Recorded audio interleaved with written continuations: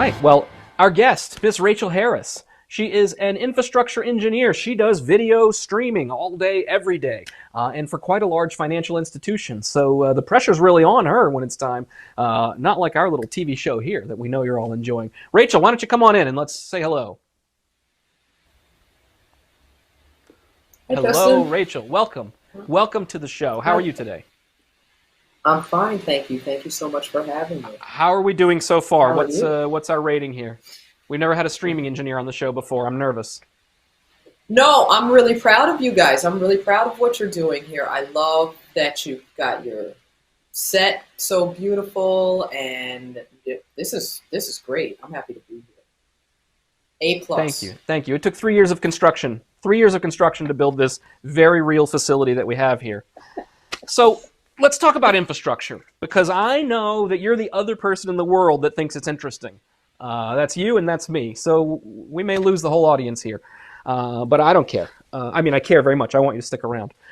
When I think of AV infrastructure, I'm thinking about the category cables in the walls, right? Maybe I'm thinking about a few of the boxes that plug in there, but I think it might be bigger than that. For you, what is AV infrastructure? Yeah, okay. So Cat 5 in the wall is definitely not what comes to mind for me. And, I should always just say that whatever I say is only what I think. All of my views are my own, and I do my best to share them, but that doesn't mean anybody else believes the same thing. We don't even know who else you might represent. So of Right, course you're not representing whoever that could be. exactly. Thank you. But you know what? I'm learning about infrastructure. My background is theatrical performance, and in that we worked on, you get the things that you need to complete what you want to complete. But the way that I've been involved in it since being in AV is there are so many more pieces of infrastructure than just the wires in the wall. I mean, there are all kinds of, I don't even know the names of all of the nodes and services and help, assistance, people who are a part of your infrastructure that you have to rely on. I think it's more than equipment, it's systems, and how do the equipment and the operations come together. I think that's infrastructure. And you have to look at it all together in order to have a smooth product at the end. Yeah, that's great. People as infrastructure. I get it. I understand, and that makes a lot of sense. Does infrastructure get overlooked? And if so, by whom? All the time, by everybody, until they need it, right? And I think that we saw everybody need infrastructure that they didn't have at the same time, right? And Mm-hmm. who pivoted easily?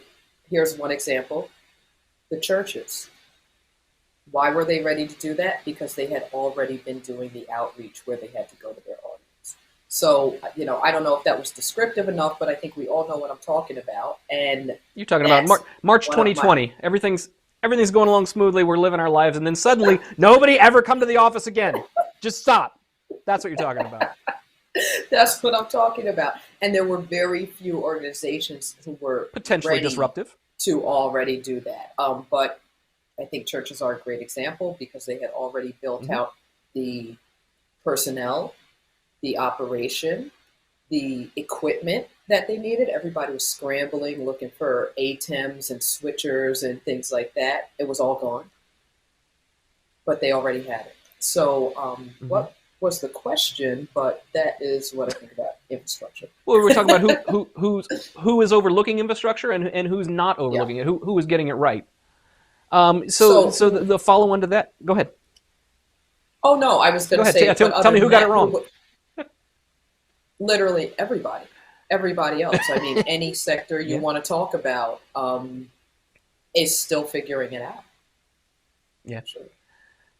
So that's nobody involved here is stupid or wants to be caught off guard and not be ready to handle, whatever comes their way. But given that, why does infrastructure still get overlooked? Why do we not end up preparing our audio video systems for whatever might come? This is a question I think about all the time and battle with. Part of it is I don't know, but the other part is I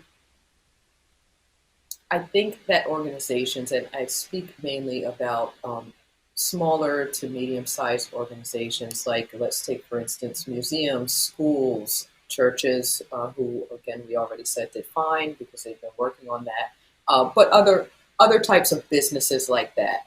Um, don't have someone at the table when it's time to make those decisions who is educated about how video and audio communication works. And they don't often prioritize that skill set as something that they want to have on their team when they're at the builders meeting or looking at the budgets for how they want to create whatever space they're creating, and things get left out. Most processes don't bring the end users in until the design process is over, the construction process is over.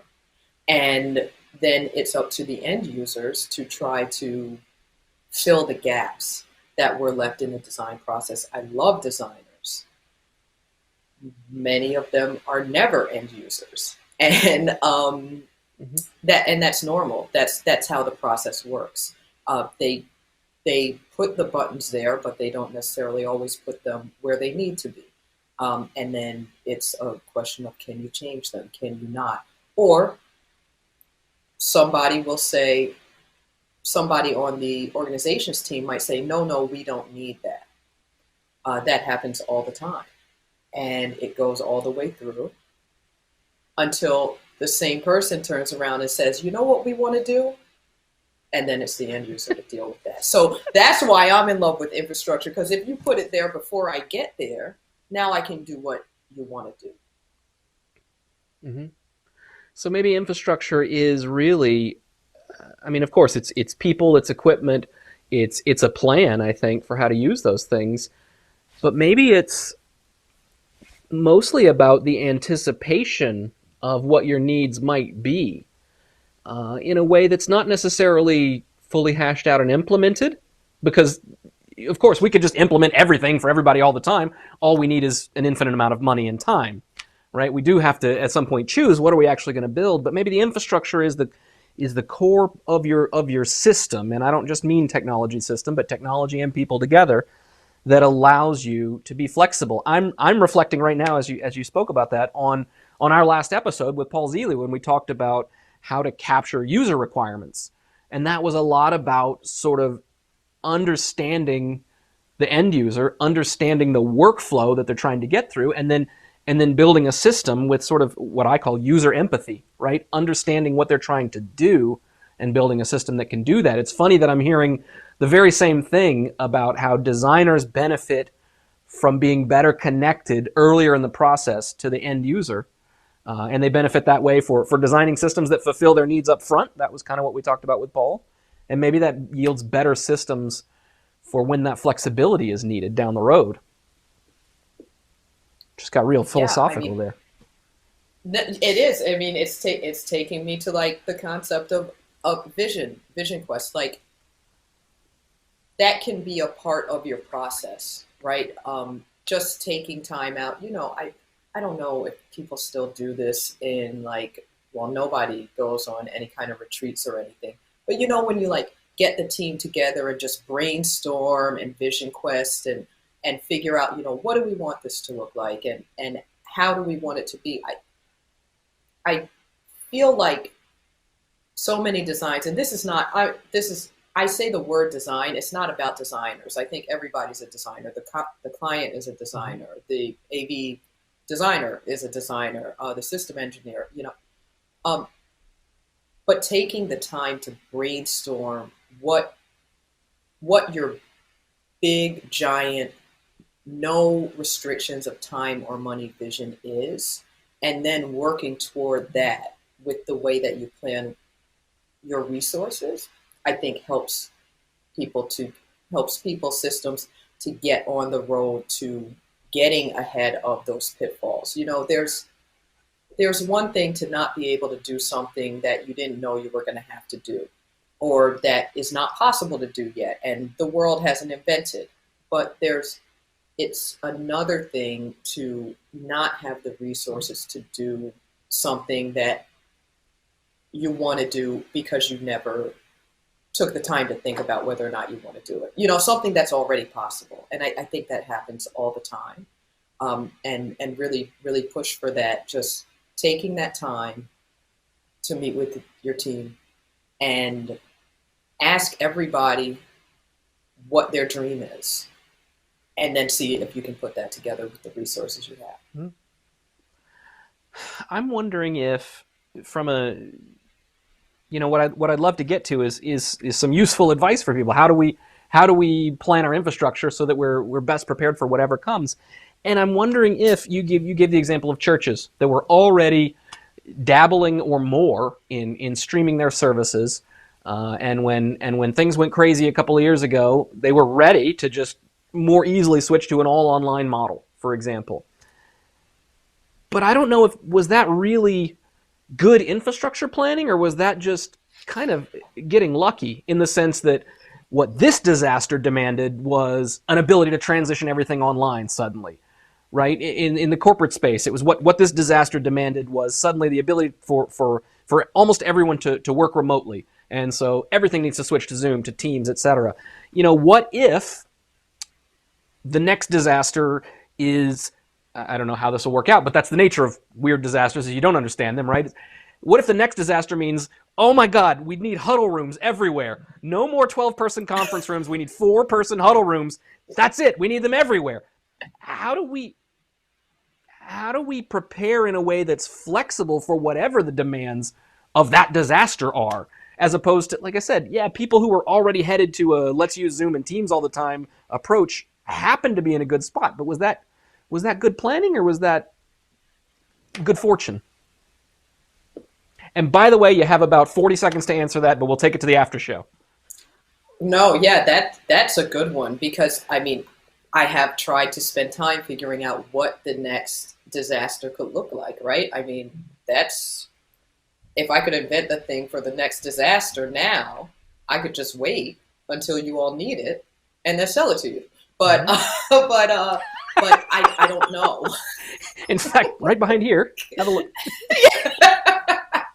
But I think that's the whole thing. I think a lot of it is getting lucky in those types of cases. In the case of what we went through as a globe recently. However, now that we've seen it, there's no excuse not to get your infrastructure in check for what we know could be the problem. And everybody is not swift to do that.